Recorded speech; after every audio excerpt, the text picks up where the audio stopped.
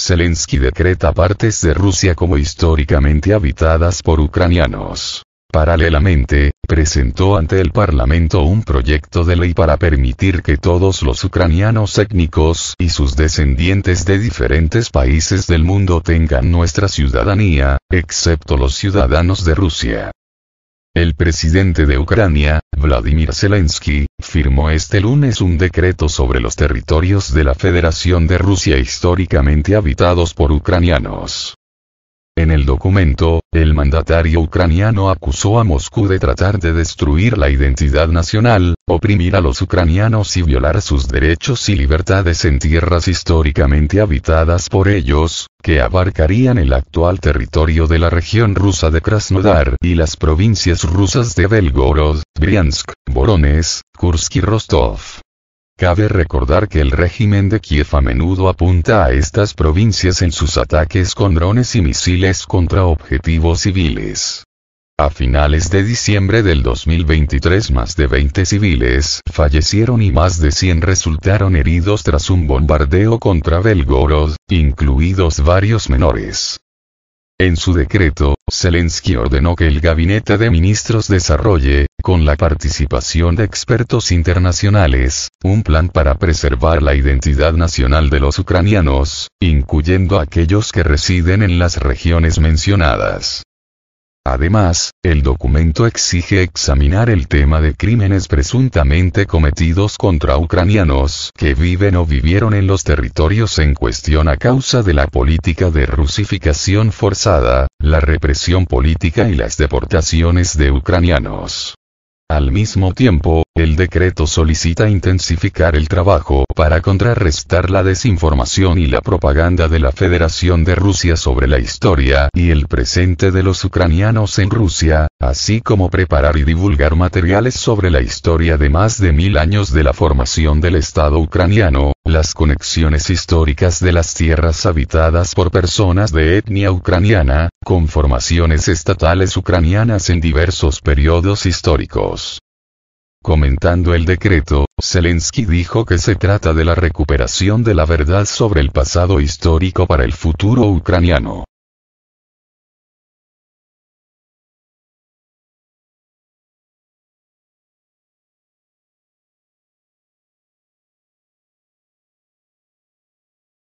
Una acción de propaganda, provocada por el fracaso en el frente. Por su parte, el exmandatario ruso y actual vicepresidente del Consejo de Seguridad del país, Dmitry Medvedev, sostuvo que el documento representa una acción de propaganda, provocada por el fracaso en el frente. Medvedev le aconsejó a Zelensky dejar de hacer este tipo de acciones y agregó con ironía que el mandatario ucraniano pronto anexará Canadá. El dirigente ucraniano también destacó la necesidad de que Rusia cumpla con sus obligaciones internacionales de garantizar a los ucranianos que viven en sus territorios, los derechos a la educación en lengua ucraniana y su libre uso, los derechos civiles, sociales, culturales y religiosos, el acceso a los medios de comunicación en lengua ucraniana y el derecho de reunión pacífica. En este sentido, cabe recordar que desde la Cancillería rusa confirmaron en octubre del 2022 que no se prohibirían otros idiomas, incluido el ucraniano, en las repúblicas populares de Donetsk y Lugansk, así como en las regiones de Zaporozhia y Jersón, que se habían unido a Rusia ese mismo año, luego que la mayoría de su población votara por este paso en un referéndum. Al mismo tiempo, cabe recordar que, tras la declaración de independencia de Ucrania, sus autoridades comenzaron a promover la reducción del uso de la lengua rusa en el país y, después del golpe de Estado del 2014, endurecieron la supresión de los derechos de la población rusoparlante. Así, el régimen de Kiev ya ha aprobado numerosas leyes discriminatorias sobre la lengua y la educación, forzando que el idioma ruso salga de todos los ámbitos de la vida, como el sector servicios, publicidad, anuncios y carteles, internet y espacio mediático. Por ejemplo, en noviembre pasado, el encargado de la protección de la lengua ucraniana, Taras Kremen, declaró que en el país no debe de haber ciudadanos rusoparlantes. A su vez, el presidente de la Rada Suprema, el Parlamento ucraniano, Ruslan Stefanchuk, afirmó previamente que en Ucrania no hay y no puede haber minorías nacionales rusas, y que sus derechos deben ser violados.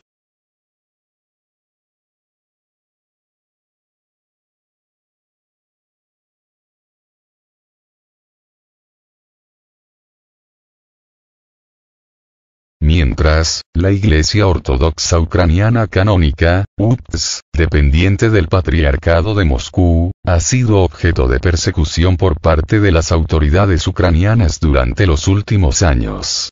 Desde el inicio del conflicto con Rusia, expulsiones de clérigos y registros, así como agresiones, se han reportado en diversas regiones de Ucrania e incluso han llegado a la sede principal de la UPS en la capital. Mientras tanto, Zelensky promociona la cismática Iglesia Ortodoxa de Ucrania, TSU, que recibió la autocefalia en enero del 2019 de manos del patriarca Bartolomé de Constantinopla, durante el mandato del presidente Piotr Poroshenko.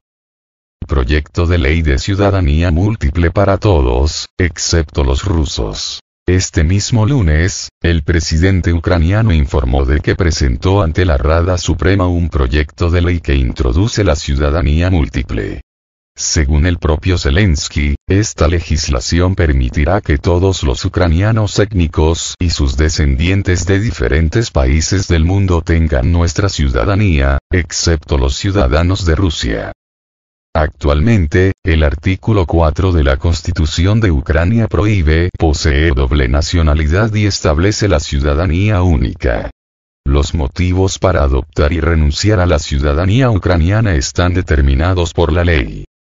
El pasado mes de mayo, el presidente ruso, Vladimir Putin, recordó que históricamente las tierras ucranianas incluían un territorio mucho más pequeño que las fronteras anteriores al 2014, que fueron en gran parte creadas por dirigentes soviéticos en el siglo XX. Estas tierras eran simplemente parte de la mancomunidad de Polonia-Lituania, y luego pidieron formar parte del Gran Principado de Moscú.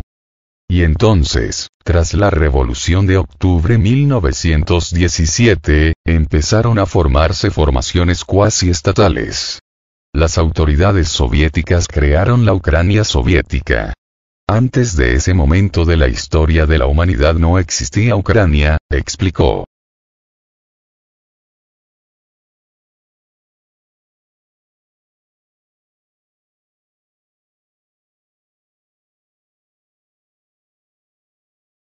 El gobierno húngaro apoya la membresía de Suecia en la OTAN. Orbán ha cambiado drásticamente su retórica sobre la membresía de Suecia en la OTAN. El jefe del gobierno húngaro, Viktor Orbán, confirmó su apoyo a la membresía de Suecia en la OTAN durante una conversación telefónica con el secretario general de la alianza, Jens Stoltenberg.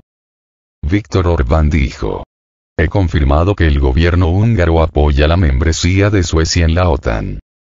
Hungría demuestra así su posición sobre la cuestión de la ampliación de la Alianza del Atlántico Norte.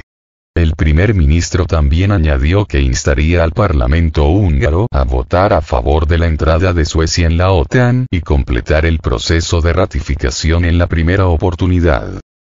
Jens Stoltenberg, tras una conversación con Orbán, afirmó que el gobierno húngaro apoya inequívocamente la entrada de Suecia en la alianza. El secretario general de la OTAN expresó su esperanza de que la decisión sea rápidamente ratificada por el Parlamento húngaro y señaló: "Espero con interés la ratificación tan pronto como el Parlamento se vuelva a reunir". El anuncio se produce después de que el Parlamento turco aprobara el martes la entrada de Suecia en la OTAN, dejando a Hungría como el único miembro de la alianza que aún no ha ratificado la decisión.